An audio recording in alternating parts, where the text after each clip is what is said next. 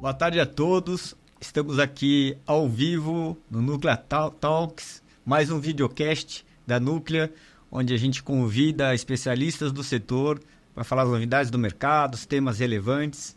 Eu sou o André Daré, CEO da Núclea, e nesse episódio, que eu considero um episódio muito especial, a gente vai falar sobre cliente, centralidade no cliente. Afinal, o mês de setembro é o mês do cliente. Dia 15 agora, domingo, é o dia do cliente. E nesse episódio, para falar do cliente, nada melhor do que convidar uma liderança de uma empresa que é referência em atendimento a cliente e satisfação de cliente no mercado. Eu estou aqui com Ricardo Allen, executivo da AWS, que é uma companhia da Amazon, mas eu não vou falar muito mais sobre isso, vou deixar que ele se apresente. Me conte um pouquinho o que a AWS faz, Ricardo, e na sequência me conta a sua trajetória, o seu papel na AWS, falando aqui para quem não conhece a AWS, explicando um pouquinho. Eu sei que muitos conhecem, né, que estão assistindo a gente, mas pode ser que tenham ouvintes aqui que não conhecem o dia a dia da AWS. Então, se você puder detalhar um pouco para a gente antes da gente começar a nossa conversa sobre cliente, eu agradeço. E obrigado pelo convite de estar aqui com a gente. Obrigado você, Daré, e a todo o time da Núclea aí por receber, por convidar a gente. Então, a AWS é uma empresa do grupo da Amazon, que é a empresa do braço de tecnologia do que a gente chama hoje em dia de nuvem. É uma empresa que traz todos esses serviços de tecnologia, né, processadores, computadores, toda essa área antes que as empresas tinham dentro de casa ou que alugavam espaços para ter seus próprios, né, o que a gente chama lá de data centers, né, desses ambientes corporativos de computação. A AWS é a empresa que faz essa terceirização e é uma empresa que presta esses serviços. Então, você consegue contratar esses serviços de todo tipo de computação hoje possível e imaginável, até satélite, até controle de veículos autônomos, né, por meios de dispositivos móveis e uma série de coisas, como se fosse serviço. Então, essa é a empresa do grupo da Amazon e a gente faz parte da Amazon. A AWS significa Amazon Web Services. Antigamente, quando a gente foi fundado em 2006, a gente chamava de Amazon Web Services, mas o mundo evoluiu para muito mais do que só tecnologias web, né? Só do que navegar e browsers. E a gente, nesse meio tempo, incorporou uma série de outras tecnologias, como inteligência artificial generativa mais recente, né? E outras. E com isso a gente disponibiliza esses serviços e o nome acabou sendo encurtado para AWS, que é do grupo da Amazon. E aí, como você falou, né, hoje eu vou falar muito sobre Amazon, porque todo o grupo da Amazon a gente compartilha a cultura, a gente compartilha a forma de pensar e a gente compartilha como a gente enxerga o cliente e da onde que vem isso. Então, isso que é o que a gente fala muito de cultura de inovação, cultura de encantamento do cliente dentro da Amazon. E como é da Amazon, vale também para a AWS. Hoje na AWS eu lidero o que a gente chama de introdução para o mercado brasileiro de AI generativa, de inteligência artificial generativa. Toda essa parte de inteligência artificial, aprendizagem de máquinas. Mas na minha trajetória, eu gerenciava um time de inovação antes, e antes disso um time de arquitetura, e mais atrás um pouco essa parte de desenvolvimento de produtos e serviços digitais. Eu tenho aí mais de 20 anos de tecnologia, né? Comecei muito com infraestrutura, que saí muito dessa área de hardware para entender um pouco mais de software, começar mais com desenvolvimento, com essa parte de gestão de produtos. E os últimos 10, 12 anos eu tenho trabalhado muito na união de design, a união de negócios e a união de tecnologia. Essa interseção dessas três áreas, onde a gente busca falar de um balanço entre o que é positivo para a empresa, como que a gente alavanca a tecnologia para fazer isso, mais o design do ponto de vista de servir bem o cliente, né? De sempre ter o cliente no centro. Então, essa foi a minha junção aí de trajetória e os últimos 12 anos aí estudando muito a respeito disso. Enfim, eu gostaria até de agradecer a AWS, a parceira da Núclea. A gente usa os serviços da Núclea e tem nos apoiado nessa agenda de inovação de uma forma encantadora, né? Eu acho que a gente pode falar até um pouquinho sobre isso aqui ao longo do nosso videocast. Fala um pouquinho da sua visão, qual a importância do tema centralidade do cliente para uma empresa de tecnologia? Ela é interessante porque da nossa história, vou contar um pouquinho antes disso, falar da missão da Amazon, porque ela é interessante. Eu não sei se todo mundo sabe, mas a missão da Amazon, declarada pelo fundador da Amazon, Jeff Bezos, em 97, continua a mesma até hoje, né? E essa missão a gente quer ser a empresa mais centrada do cliente da Terra, né? E para a gente isso traz esse aspecto de tudo que a gente faz, colocar o cliente em primeiro lugar. A importância desse tema para a gente é que quando você vai determinar alguma ação, você não pode pensar única e exclusivamente do benefício interno que você vai ter. Estou fazendo isso também porque eu preciso ajudar o cliente. E é muito difícil no dia a dia, quando você está trabalhando, desenvolvendo, pensando ali em alguma coisa que você quer construir, que você quer oferecer para o seu cliente, né? Independente do negócio, do setor, do ramo, você vai colocar alguma coisa para alguém. Você vai fazer algo para alguém. E isso, quando você pensa no que você pode fazer, muitas vezes é diferente do que o seu cliente quer ou do que o seu cliente espera. Às vezes você não sabe nem como ele vai usar. Você pensa em alguma coisa... A gente estava conversando com um time de desenvolvimento interno que eles descobriram que o cliente usava o software que eles desenvolveram de uma forma que eles não tinham predizido. E se você não tem uma forma, um mecanismo de trazer isso para dentro de casa, você continua achando que a forma como você pensou dentro de casa é a certa. E aí você fica empurrando isso para o cliente. Com o tempo, quando o cliente não tem opção, funciona. Mas no mundo que a gente vive hoje, que toda hora surge uma novidade, surge uma alternativa, o cliente começa a ter opção e ele começa a usar um outro serviço e você nem sabe por quê. Então, a centralidade do cliente para a gente ela é importante porque ela faz com que a gente todo dia acorde de manhã pensando que aquele cliente de ontem não está garantido que ele vai ser o cliente de hoje. A gente olha para a Núclea sempre pensando assim, o que eu posso fazer de melhor? O que eu posso fazer adicional? Porque o que a gente fez até ontem não necessariamente garante que vocês vão continuar com a gente no longo prazo. Eu preciso entender para onde a Núclea está indo, o que vocês têm de dores, de necessidades, para poder construir serviços que servem essa nova realidade. Tudo muda, né? A gente sabe, se a gente olhar um ano para trás, para hoje, o cenário é muito diferente. Então, como que eu não vou achar que o meu produto, o meu serviço, que tem mais de um ano, vai continuar sendo o que mais vende no mercado se o mundo inteiro mudar? Então, a gente acorda pensando nisso. Então, assim, não pode ter uma prerrogativa de que porque a gente tem um certo número de vendas ou tem um certo cliente, isso vai se permanecer estável. E se você não tem uma centralidade no cliente, é muito difícil na prática, no dia a dia, de você conseguir alinhar a organização para pensar nisso. Como a Amazon é uma empresa centrada no cliente, isso faz parte dos nossos processos internos, isso se torna um pouco mais natural. Mesmo que você não queira, tem momentos específicos de validação que trazem essa validação do cliente. Então, se você tende a ser uma pessoa que... muitas pessoas vieram de outras indústrias. E às vezes você não está acostumado com isso. Quando você começa a entrar na Amazon, você tem um processo que te força a colocar o cliente em primeiro lugar. Isso não é natural. Isso é intencional. Então, essa é a importância para a gente de sempre falar na centralidade do cliente, de falar... A gente chama, inclusive, de obsessão pelo cliente. Porque é mais do que só uma centralidade. É colocar ele em todo momento em primeiro lugar. Eu costumo dizer que quem não colocar o cliente hoje no centro tem vida curta, né? Porque realmente acho que as empresas são do tamanho que os clientes querem, não o contrário, né? E nessa jornada muitas empresas têm investido, né? Sair da visão produto, né? Desenvolvimento de produto para uma visão onde você pensa no resultado do produto, né? Muito voltado para dentro da empresa.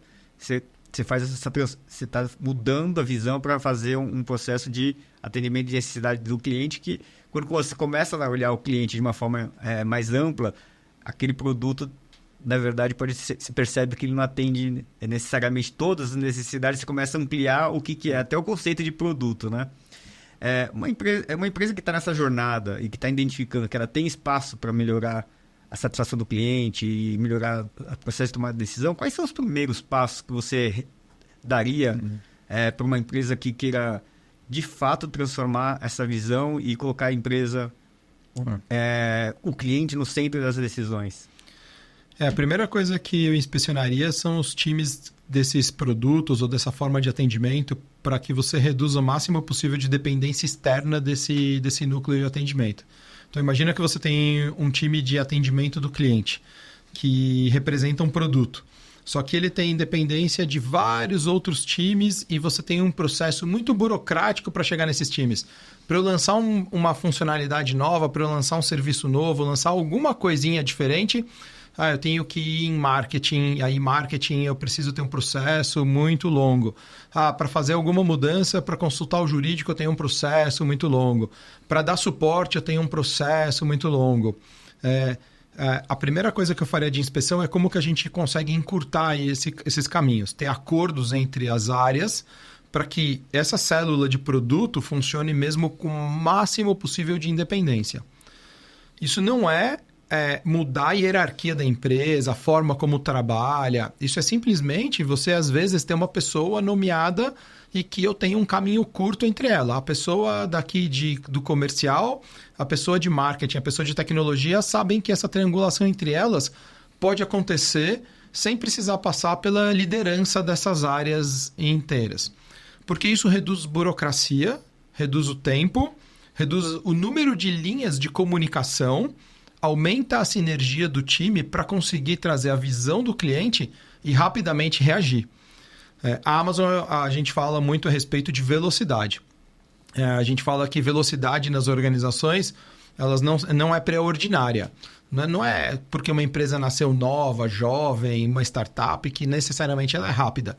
E não é porque uma empresa já tem muitos anos de vida que ela é lenta. Transformar uma empresa de muitos anos de vida numa empresa rápida precisa ser uma intencionalidade. E essa intencionalidade ajuda você a ter essa centralidade no cliente. Porque quando o cliente falar para você que ele precisa de alguma coisa ou você identificar uma oportunidade, se demorar muitos ciclos para você conseguir dar a volta, alguém pode lançar na sua frente. Então, a primeira coisa que eu falo é colocar times concisos, pequenos, empoderados para tomada de decisão rápida, porque isso você demonstra para o cliente agilidade, rapidez nessa velocidade. O segundo ponto é, tudo precisa medir. Quando a gente vai fazer alguma coisa para o cliente, eu preciso medir se aquilo realmente está gerando valor para o cliente. Mas eu não posso fazer as coisas por esses números. Eu preciso fazer pela oportunidade do cliente, que é se centrar no problema e não se centrar no número. Eu quero crescer o meu número de vendas. Excelente. Então, todas as minhas ações são derivadas para crescer o número de vendas? Não. Eu quero crescer o número de vendas porque eu vou vender mais para o cliente, porque eu vou ter um produto que é melhor, que tem uma melhor aderência para esse cliente.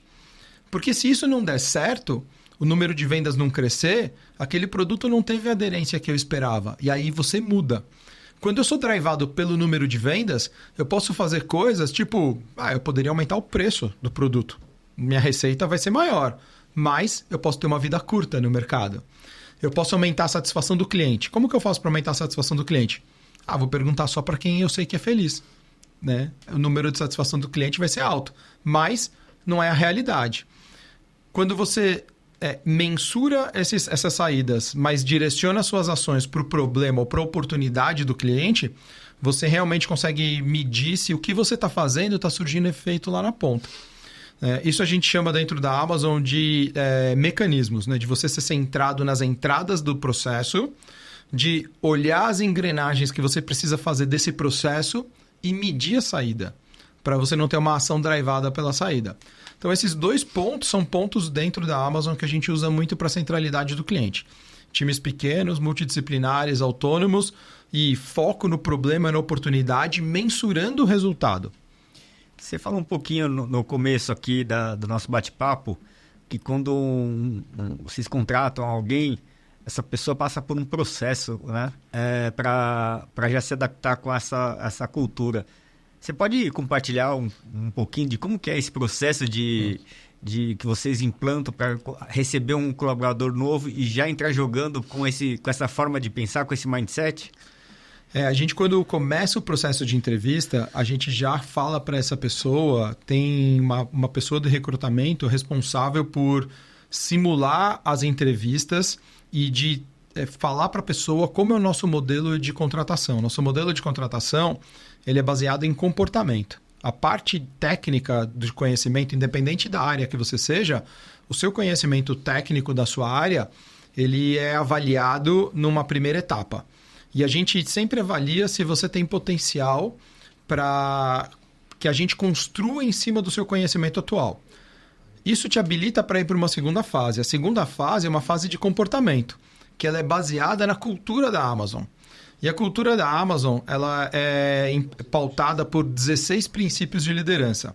A gente ensina para o candidato esses 16 princípios de liderança, fala com eles, e as perguntas que a gente faz comportamentais para ele ajudam a gente a saber se ele tem um comportamento associado com o que a gente espera. Porque quando ele entrar dentro da Amazon, a gente vai falar de centralidade do cliente, a gente vai falar de obsessão pelo cliente, a gente vai falar de senso de propriedade, e a pessoa tem que ter comportamentos que se sintam bem com isso. Nem todo mundo se sente bem em todas as situações.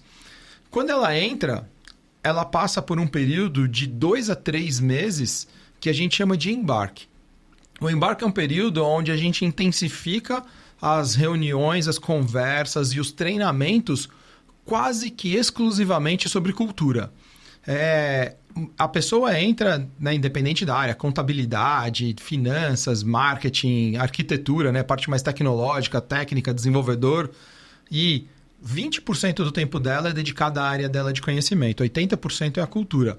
Porque passado esses 3 meses... Quando ela sentar na frente de um cliente, ela tem que saber como a empresa pensa, qual que é o modelo mental da Amazon. Se eu tenho um cliente que está reclamando e a área não é minha, o que a Amazon faz? Não o que eu fazia antigamente. Esse modelo mental precisa ser passado por essas pessoas. E a gente investe nesse período porque é muito complexo contratar por comportamento. Então, quando a gente contrata alguém, a gente quer que essa pessoa tenha tempo de realmente deixar alguns vieses que ela traz do passado, aprendam essas perspectivas novas e possa representar o nosso modelo mental na frente do cliente. E aí, esse investimento se paga ao longo do tempo, né? Se a pessoa ficar muitos anos dentro da empresa, o que são 3 meses dentro de todo esse contexto. Você comentou um detalhe importante, né? Muitas vezes a gente contrata um colaborador novo e já quer esperar resultado no curto prazo, né? Não dá o tempo que é necessário para ele se adaptar à cultura da empresa. Essa fase de onboarding, né, e de acolhimento do colaborador é determinante para que lá na frente ele tenha uma produtividade alinhada com a cultura. Né? Te falo, dá um desespero, tá? Porque você tá ali naqueles 90 dias ali iniciais e ninguém te liga. Você fala assim, me contrataram e agora, né? Ninguém fala comigo, me deixam aqui reservado. Eu posso acompanhar as reuniões e não falo com nada, eu tenho que entrar mudo e sair calado. Então é interessante porque você vivencia na prática a cultura da empresa e você tem a chance de ser um observador muito mais do que um agente. Você vai ter a chance de atuar e de agir logo depois, mas esse período é fundamental, né, para você conseguir conhecer a cultura, conhecer como a empresa espera que você represente ela. E como que vocês avaliam, né? Vocês usam dados para poder avaliar se essa cultura de centralidade no cliente está sendo efetiva? Que tipo de dados vocês usam para identificar a necessidade de clientes, satisfação? Como que vocês fazem isso para garantir que essa ambição que a Amazon tenha seja atingida? Toda vez que a gente vai começar um projeto ou algum desenvolvimento, o que a gente faz? A gente coloca sempre o critério de sucesso desse projeto. A gente chama isso, né, de working backwards, né, de trabalhar de trás para frente, de você conseguir criar, antes de que você desenvolva o seu produto, o que vai ser a métrica de sucesso. Então, é interessante porque na Amazon a gente tem ali, a gente fala de ambiguidade, né? É tão simples e tão complexo quanto a gente não tem uma estratégia única mas a gente sempre tem que ter uma estratégia para capturar dados de cliente. Então, times diferentes, por exemplo, o time que é muito mais de e-commerce, que tem um relacionamento que é um pouco mais indireto com o cliente no momento da página, né, da compra, ele usa todo o processo de navegação para gerar dados e insights. A gente da AWS, que tem um relacionamento com clientes como vocês, tem uma pessoa de relacionamento com vocês, tem um time de atendimento, e essas pessoas capturam dados e capturam informações que às vezes são mais qualitativos do que quantitativos, como é no caso, né, de um e-commerce, né, ou de um site de compras. Então, dependendo do modelo, dependendo do que você faz, a gente tem uma estratégia diferente. Mas, invariavelmente, todo mundo precisa ter uma estratégia de captura de dados e de informações. Uma coisa que também é legal na Amazon, é uma beleza ao longo do processo, que com o tempo você se acostuma com isso, no começo dá uma ansiedade, é que você também é permitido mudar essa forma. Então, imagina que no nosso relacionamento, né, AWS e Núclea, a gente usa uma forma de captura de informação e eu acho que ela não está sendo fidedigna, né? Por algum motivo, vocês não estão se sentindo confortáveis de falar para a gente alguma coisa ruim que a gente está fazendo e talvez criar uma pesquisa de satisfação ajude a destravar esses dados. Eu posso criar, eu consigo fazer isso. A gente tem ferramentas para criar formas novas. Então, quando a gente faz esse processo de captura de dados, a gente faz também um processo de experimentação. Então, eu tenho os dados que eu preciso usar, mas eu também posso experimentar para ter dados mais ricos. É uma empresa super orientada a dados, né? Tanto que, né, a gente usa hoje vários sistemas de inteligência artificial para consolidar e conseguir absorver todos os dados, mas é muito nesse processo mesmo de criar, experimentar, deixa um tempo ali para conseguir capturar os dados e aí depois o retroalimenta isso. Hoje, 90% de todas as funcionalidades da AWS são desenvolvidas baseadas em requests de clientes, em pedidos de clientes. Então, 90% de tudo que a gente faz. Os outros 10%, a grande maioria é mudança de regulação, de algum lugar do mundo, alguma coisa que precisa, é mais alguma coisa que a gente tem que fazer do que um desenvolvimento que a gente faria. Então, 2% é algo que a gente está testando que ninguém pediu para a gente. Então, é um pedaço muito pouco. E esses 90% não significa que eu vou fazer só o que o cliente me pediu, mas ele é inspirado numa necessidade do cliente. Então, a gente sempre tenta ir um pouquinho adiante. Você me pediu isso, mas se eu fizer um pouquinho a mais, talvez seja melhor para você do que só isso. Como que eu comprovo? Eu tenho que ter uma estratégia de captura de dados. Então, dentro do desenvolvimento, a gente insere essa captura de dados. Tem assim, acho que todo mundo fala que você precisa atender a necessidade do cliente, né? Escutar o cliente. Eu fico pensando ali na Apple, né? Que é um exemplo também de referência em satisfação de cliente. Imagino que um cliente tenha falado assim, eu quero o time lá do Steve Jobs chegou e falou assim, o que você espera aí de um telefone, né? Na época que o telefone era discado ali. Então, imagina que ele falou, eu quero um telefone aqui com digital, que eu faço tudo. O cliente não falou isso, né? Então, dificilmente o cliente é claro na necessidade, apesar de que o produto, quando foi desenvolvido, atendeu claramente o que o cliente queria. Como que a Amazon faz para descobrir a necessidade do cliente, que muitas vezes o cliente, né, não é claro para ele o que ele quer, ele não diz, né, claramente, olha, eu quero um produto assim, assim, assim. Como que vocês fazem essa virada de chave para mapear essa necessidade? Eu falo que se você fizer exatamente o que o cliente quer e isso atender uma necessidade dele, isso tem que chamar operação e não inovação, né? Porque você já está atuando numa lacuna que o cliente mesmo já definiu tudo o que ele quer. A inovação, o Jeff Bezos também fala essa frase, eu gosto muito dela. Ele tem, numa das cartas para os acionistas dele, ele fala que inovação e fracasso são gêmeos inseparáveis. Que se você souber de antemão que um experimento vai funcionar, você pode dar o nome que você quiser, menos de experimento. E que ele fala também nessa carta que a grande maioria das vezes um experimento falha, mas que quando ele funciona, ele paga dividendos por todas as outras vezes que foi só um experimento. Então, na Amazon, como a gente faz para não atender só o pedido do cliente, para a gente extrapolar, né? Eu falei agora, 90% do que a gente faz tem um pedido do cliente por trás, mas a gente não atendeu literalmente o pedido do cliente, a gente tenta ir adiante. Só que dentro desses 90% que a gente lançou, talvez muitas mais vezes a gente tentou. Então, como a gente faz na Amazon para saber o que o cliente quer? Talvez a Apple tenha sido muito feliz, né, e tenha acertado, mas se a gente lembrar um pouquinho da história, rebobinar um pouco a fita, antes disso ela já tinha lançado um MP3 player, né, que era o iPod. E antes disso, uma outra empresa que era a Palm já tinha um telefone colorido touch inteiro. E a gente já via os sinais do mercado de demanda no iPod por aplicativos dentro do iPod. E ela já tinha lançado um iPod com uma tela inteira. Então, ela já vinha testando e validando tendências de mercado. Parece que é um momento, né, de uma epifania ali, saiu do nada. Mas se a gente pega esses sinais fracos do passado, a gente vê que tem um modelo de experimentação ali por trás. A Amazon é igualzinha, numa grande escala, numa escala gigantesca. E o Andy Jassy, que é o CEO atual da Amazon, ele fala que o que impede uma empresa de fazer testes, de validar, de experimentar, é o custo do fracasso. Se você tiver que testar uma coisa e ela custar quase nada para você, um custo de um cafezinho, você está disposto a testar. Se eu falar para você que ela custa o valor de um carro de luxo, será que você vai testar com muita frequência? Depende do tamanho da empresa, depende do apetite, vai depender muito mais. E mesmo empresas com grandes capitais de investimento, os times não têm esse volume de dinheiro para investir em algo que vai fracassar.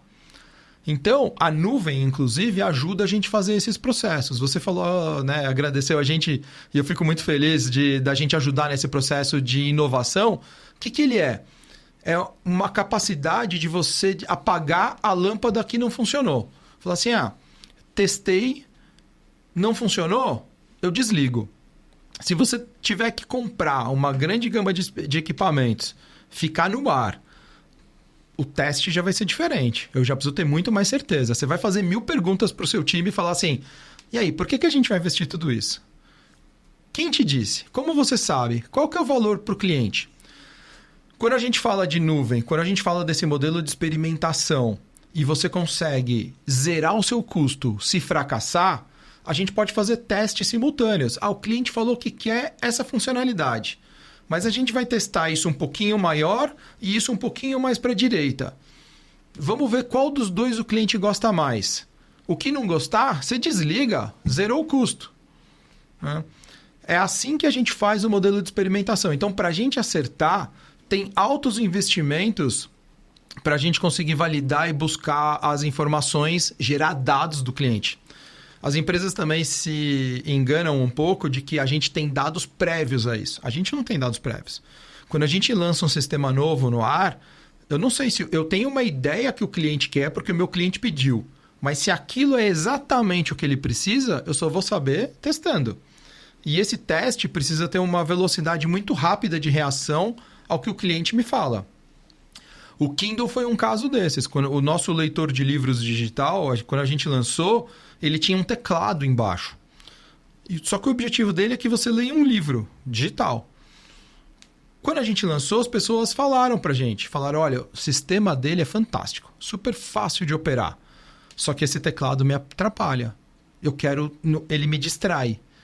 O que a gente fez? A próxima geração, sem teclado. Então, existe esse processo de experimentação e de teste. Isso, com o tempo, em escala, em volume, você aprende a encantar o cliente. Mas você aprende porque você aprende a testar muito. E a gente aprende a conviver com o custo do aprendizado. Eu falo que a Amazon é uma empresa que aprendeu a aprender. Eu vejo que tem muitos aspectos culturais, né? E experiência que eu tive, conheço de empresas que me relaciono, e falo com alguns executivos, tem um dilema de como você constrói um modelo de incentivos, de avaliação das pessoas, onde as pessoas não tenham medo de errar, né? Não sejam punidas. Por outro lado, valorizar as pessoas que fazem a diferença na companhia. Como que é esse dilema de busca de resultado, aceitar o fracasso? Como que vocês avaliam a performance? Qual o modelo de incentivos dos colaboradores da Amazon para que funcione essa cultura? O nosso modelo de avaliação das pessoas de performance, inclusive, bem, a gente fala na nossa cultura que ela é muito escrita, né? A nossa cultura tudo é narrativa.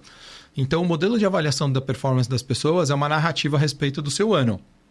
E você faz a sua primeira narrativa para compartilhar com o seu líder. Nessa narrativa, um dos critérios de avaliação, por exemplo, é que é mandatório ter as suas lições aprendidas, que são o que você errou, o que você falhou.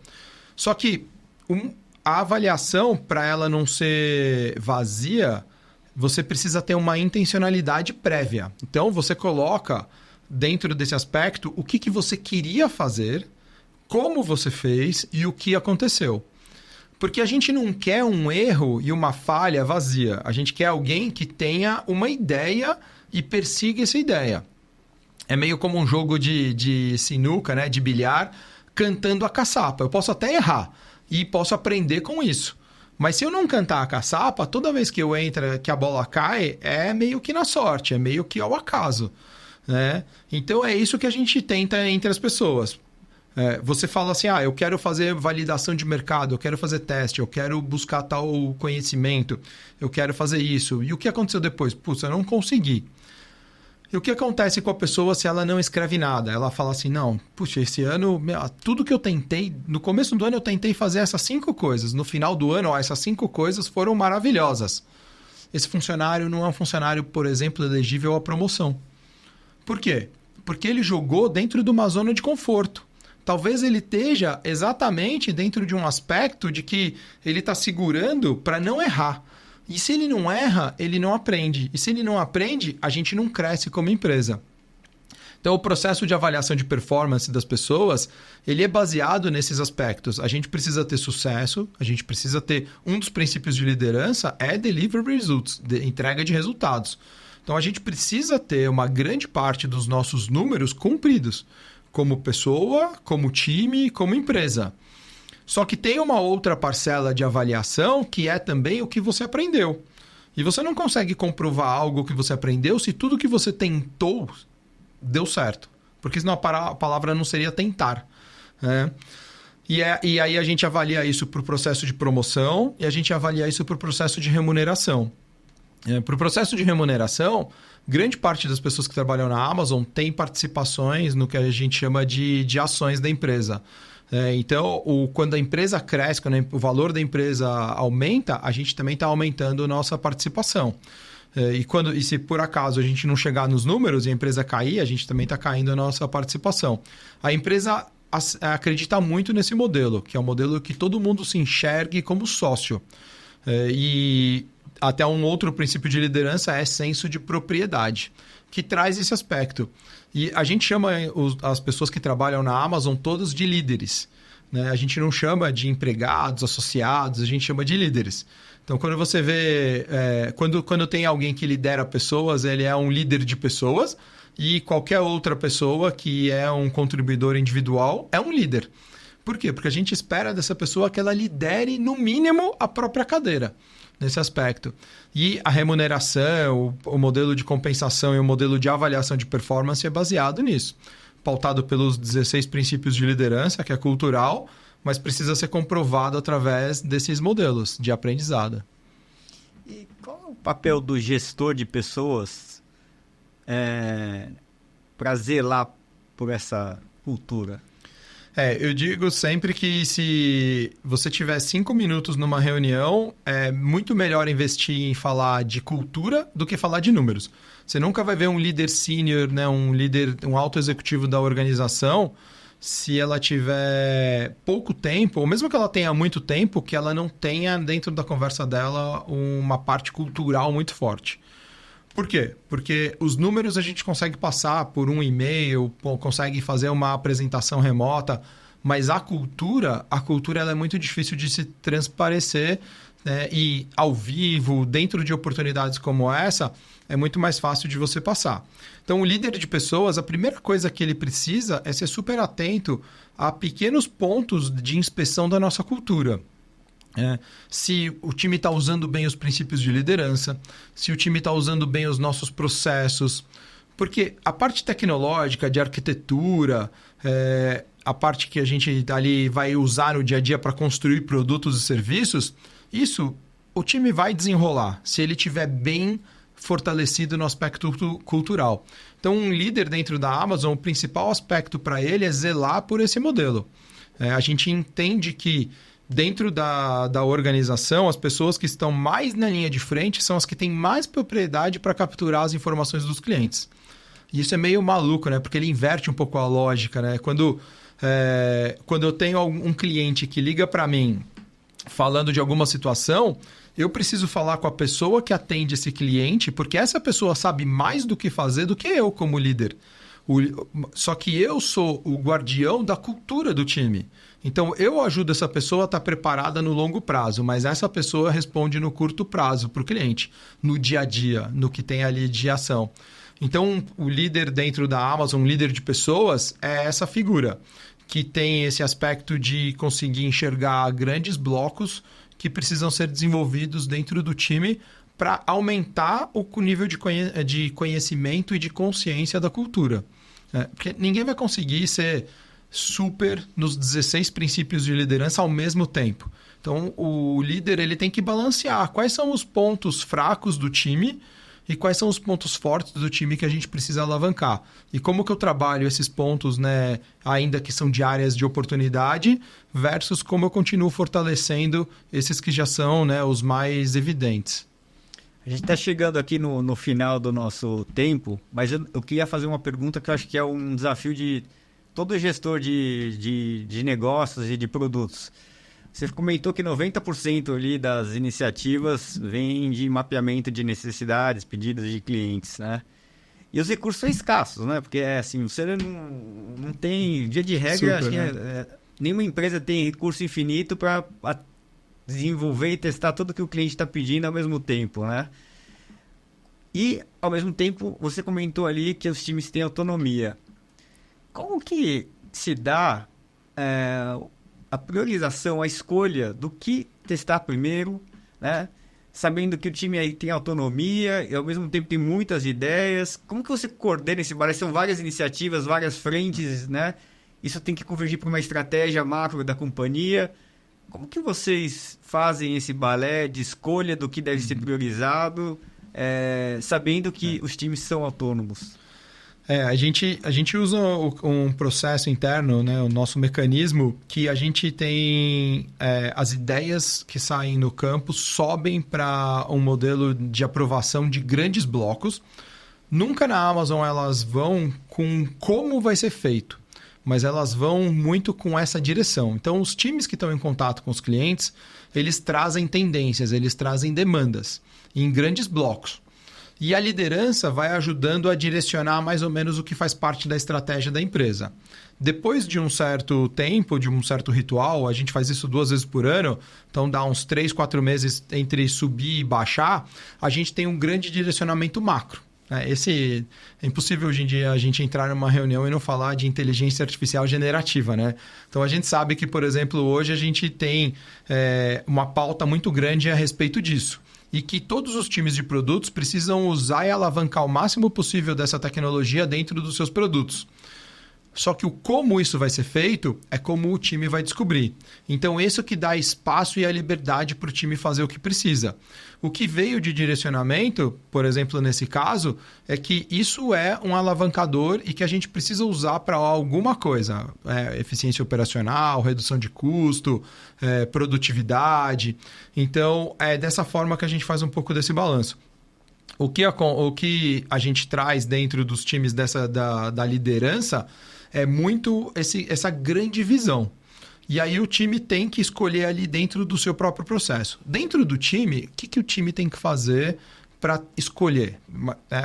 Beleza, veio da minha direção o que eu preciso fazer em grandes blocos. Só que dentro desses grandes blocos eu tenho aqui uma lista, né, de oportunidades. a gente sempre na nossa equação coloca o cliente para ponderar. Então tem várias técnicas de seleção de oportunidades e eu falo que a Amazon ela é interessante porque a gente não tem grandes invenções de metodologias dentro de casa. A gente usa muito do que está disponível no mercado para todo mundo.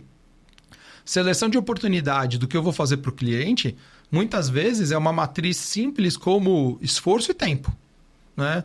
Só que dentro, por exemplo, dessa esfera, eu preciso colocar onde está o cliente. Então, quantos clientes pediram, qual que é o tamanho da oportunidade, qual que é o tamanho de mercado. Alguma perspectiva de cliente é obrigatória de eu colocar ali. Porque se eu não colocar essa perspectiva de cliente, pode ser que eu enviese a minha amostra para fazer o que eu quero e não o que vai resolver um problema de cliente. Então, o número de clientes que estão pedindo aquela funcionalidade pode ser um critério de seleção.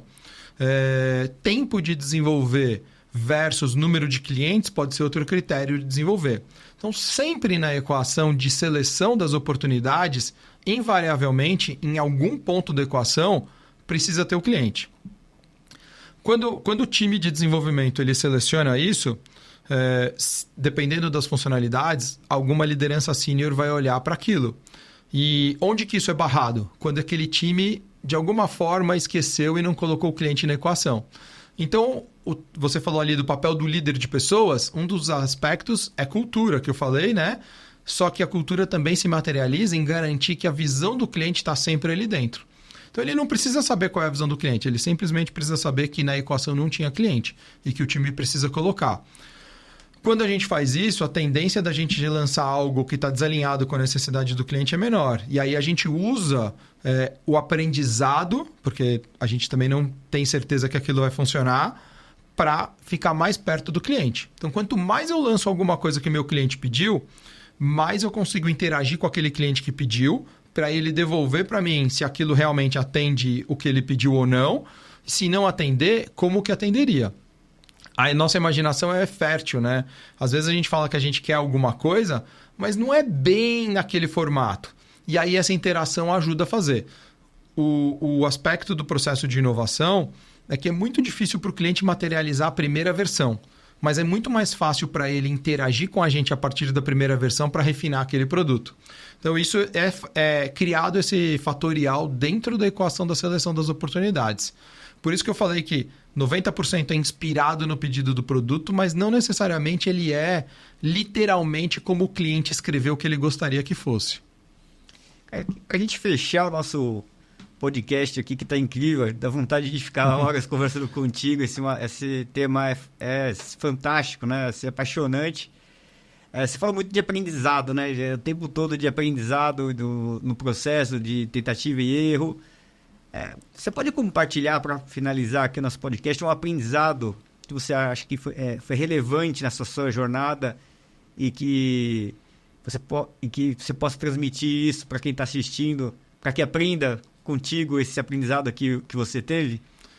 Olha, uma das partes que eu destaco muito na minha jornada foi aprender com os times. Essa parte que eu falei de você conseguir, como líder de pessoas, fazer com que as pessoas elas sejam mais responsáveis, mais donas, mais autônomas e que você, mesmo sendo a liderança dela, não seja a pessoa que precisa agir, que você confie nela, foi uma jornada de aprendizado meu, porque a gente vem de uma estrutura, né? Acho que até muito por influência, sei lá, da Revolução Industrial, que você tinha um processo muito fabril, muito ali de que uma pessoa que lidera outras pessoas deveria ser quem mais sabe de tudo, e o processo da Amazon te empurra para um modelo contrário. Então eu tive que desconstruir muitas partes em mim para conseguir construir um time que acreditasse nele mesmo e que criasse esse processo de experimentação e que tivesse um processo de aprendizado com essas experimentações. Então, assim, um conselho que eu dou para todo mundo é que a gente vai mais além do que aquele processo de escolas de negócio que dizem, né, que um bom gestor é aquele que devolve a pergunta para os seus funcionários, né, de o que você faria, é criar um mecanismo onde a pessoa se sinta confortável de que ela mesma decide e que você tenha a confiança de que a decisão dela foi o melhor que ela podia fazer com o conhecimento que ela tem. E que a partir dali, se alguma coisa acontecer, você tem a capacidade de aprender e de devolver para a pessoa, que tem essa tolerância e esse momento de aprendizagem coletivo ali do time, da empresa, para que isso se torne um processo, um mecanismo. Resultado disso é que dá uma velocidade gigantesca para o time. E no mundo que a gente vive, a gente sabe que velocidade é muito importante. Às vezes, talvez mais importante do que ter uma ideia brilhante é lançar primeiro no mercado, né? Talvez não necessariamente uma ideia super pronta, mas uma ideia que já capture a ideia do coletivo de todas as pessoas. E esse é um formato hoje que é muito necessário, mas ele não é fácil de se obter. E na minha história, eu tive que me desconstruir muitas vezes para chegar nesse processo.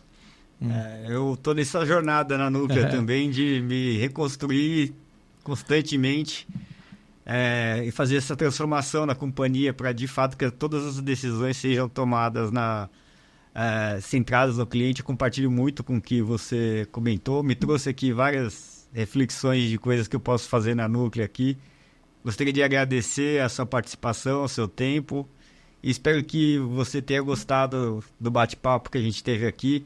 Dá vontade de ficar mais tempo, mas enfim, o nosso tempo aqui foi combinado e respeitado, né? Respeito ao Ricardo que veio aqui nos visitar só para falar sobre o cliente e dar o parabéns para o cliente, né? No final das contas é o mês do cliente, não tem como encerrar a mensagem dando parabéns para o cliente.